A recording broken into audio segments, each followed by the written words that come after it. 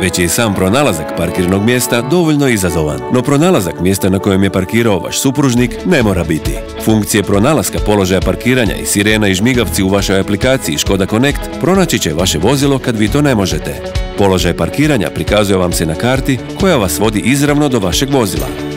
Kada se približite, upotrijebite funkciju sirena i žmigavci kako biste točno locirali svoje vozilo marke Škoda. Kako biste pronašli položaj parkiranja, pokrenite aplikaciju Škoda Connect. Odaberite svoje vozilo marke Škoda i pomaknite prema dolje do položaj parkiranja.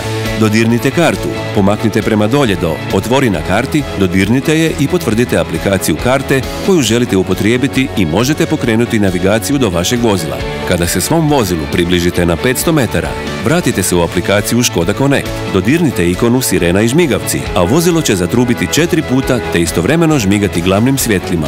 Želimo vam ugodno putovanje uz Škoda Connect položaj parkiranja i sirena i žmigavci. Također se nadamo da uživate u svom novom vozilu marke Škoda. Škoda. Simply clever.